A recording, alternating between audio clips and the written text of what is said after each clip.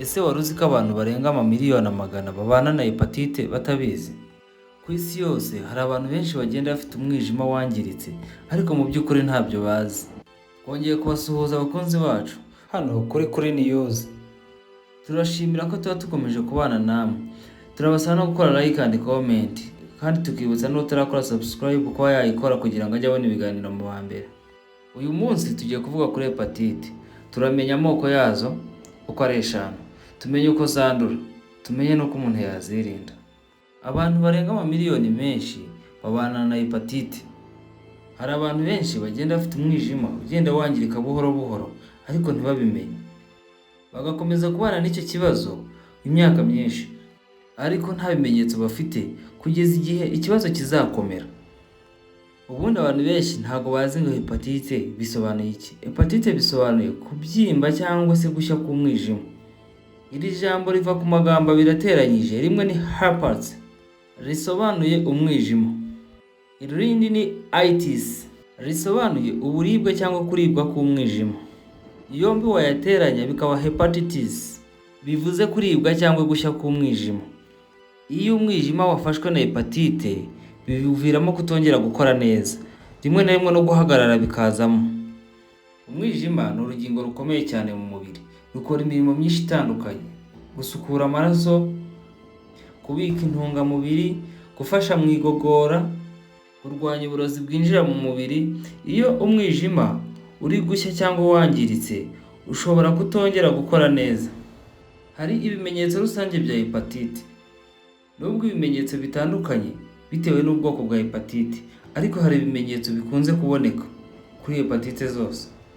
Umunaniro ukabije ku muntu ufite imwe muri izo, gucika intege cyangwa se kubura apeti yo kurya, isesemi no kuruka, kubabara mu nda cyane cyane uruhande rw'iburyo hejuru, kugira inkari zijimye, kugira umusarani woroshye cyangwa se ufite ibara ryerurutse, uruhu n'amaso bihindura ibara bigahinduka umuhondo.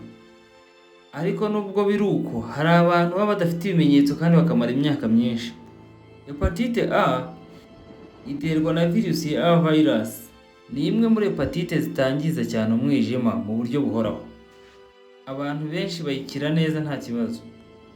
Iyi uko yandura, cyane cyane ikunda kwandurira mu kurya ibiribwa byanduye, kunywa amazi yanduye, kudakaraba intoki neza nyuma yo kuva ku bwiherero. Hepatite A ntabwo ihinduka indwara ihoraho kuko irakira. Umuntu wayivuje neza agomba gukira neza nta kibazo nyuma y'igihe gito. Kandi hepatite A ikaba ifite n'urukingo ruyirinda neza ku buryo umuntu adashobora kuyandura. Hepatite B ni imwe mu ndwara zikomeye cyane ku isi kuko yangiza umwijima cyane. Ituma umwijima udakora kandi igatera kanseri y'umwijima. Hepatite B yandurira mu maraso no mu yandi matembabuzi y'umubiri. Nk'urugero, imibonano mpuzabitsina idakingiye ni bumwe mu buryo bwanduza hepatite B ku rugero rwo hejuru. Gukoresha urushinge rumwe n'undi muntu ni bumwe mu bundi buryo bwanduza hepatite B. Kwishyiraho tatuwaje bakoresheje ibikoresho bimwe ku bantu batandukanye. Umubyeyi ashobora kwanduza umwana mu gihe cyo kubyara. Iyi abantu benshi nta bimenyetso bagira, ariko birashoboka kugira umunaniro mwinshi, kugira umuhondo mu maso no kubabara mu nda cyane. Iyi imiti yo kuyigabanya irahari. Iyi ikaba ifite n'urukingo rwayo kandi ruyikingira neza. Hepatite C ni imwe mu ndwara zitera umwijima kwangirika buhoro buhoro. Iyi ahanini yandurira mu maraso. Gukoresha ibikoresho bimwe cyangwa se gusangira ibikoresho bifite aho bihurira n'amaraso, nko gukoresha inshinge, inzembe n'ibindi. Ibikoresho ibyo ari byo byose bikomeretse bidafite isuku ihagije.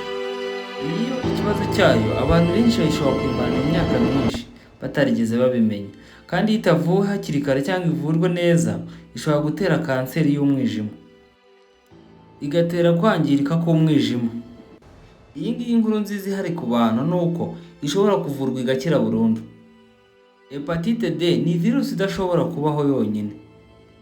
Kugira ngo igufate ikenera ko uba ufite hepatite B. Niyo mpamvu umuntu ufite hepatite D aba afite na hepatite B. Iyi hepatite D iteye ubwoba kubera ko iyo ihuye na hepatite B bitera umwijima kwangirika vuba. kunanirwa k'umwijima bikiyongera, gukomereka k'umwijima bikiyongera. Iyo hepatite D kuyirinda ushobora gukoresha urukingo rwa hepatite B. Urukingo rwa hepatite B rurinda hepatite D neza. Hepatite E ni virusi isa cyane na hepatite A. Iyi nayo yandurira binyuze ku bintu bidafite isuku, amazi yanduye, ibiribwa byanduye. Iyi igira ingaruka cyane ku badamu batwite iyo bakoresha ibintu byanduye cyangwa bakarya ibintu bidasukuye neza. Iyi kuyirinda biroroshye: kunywa amazi meza, kurya ibiribwa bisukuye no gukaraba intoki neza. Gusa nubwo hepatite zose twabonye hari zimwe zigenda zifite ibyo zihuriyeho, gusa hari itandukaniro zose zigiye zifite hagati y'imwe n'indi. Hepatite A ntiba koronike kandi hari urukingo. Hepatite B iba koronike ariko ifite urukingo. Hepatite C ishobora kuba koronike ariko nta rukingo ifite, gusa nubwo biri uko iravurwa igakira. Hepatite D iboneka gusa ku muntu usanzwe ufite hepatite B. Iyi ikaba ishobora kongera ibibazo by'umwijima. Hepatite E akenshi irakira iyo uyifite yonyine. Hari uburyo ushobora kwirinda hepatite. Ishami ry'umuryango w'abibumbye rishinzwe ubuzima bavuga ko hari uburyo ushobora gukora ukirinda hepatite ntizikugereho. Gufata urukingo rwa hepatite B ni uburyo bwizewe. Kunywa amazi meza no kurya ibiryo bisukuye. Gukaraba intoki neza. Kwirinda gukoresha inshinge z'undi muntu cyangwa se ibikoresho bikomeretsa byakoreshejwe n'undi muntu.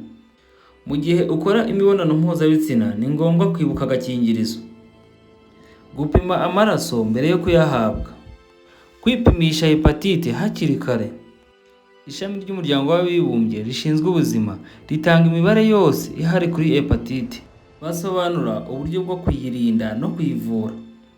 Ishami ry'umuryango w'abibumbye rishinzwe ubuzima rivuga ko abantu barenga miliyoni 250 babana na hepatite B ku isi yose.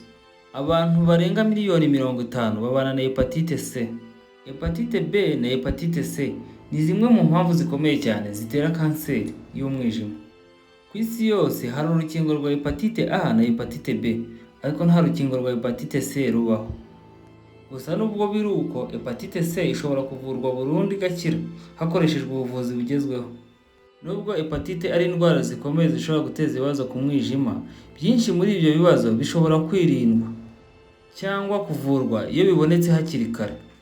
Niba utarigeze wipimisha hepatite B cyangwa hepatite C, byaba byiza ugannye muganga ukamenya ukuntu uhagaze. Tugana ku musozo, turabarangira ibitabo twifashishije muri ubu bushakashatsi. Viral Hepatitis cyanditswe na Howard Thomas, gisobanura ubwoko bwa hepatite, ibimenyetso ndetse n'ubuvuzi.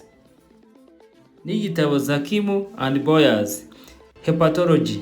Iki gitabo gitanga ubusobanuro bwimbitse ku mwijima ndetse n'indwara ziwufata harimo na hepatite. Turabashimira mwe twabanye namwe, turabibutsa gukora like, share and comment. Tunabibutsa ko nimba hari ikindi kintu wumva twazaganiraho watubwira muri comment. Kandi nimba utarigeze ukora subscribe, turagusaba kuyikora kugira ngo ujye ubona ibiganiro byacu hano kuri News mu ba mbere. Imana ikomeze kubana namwe aho muri hose.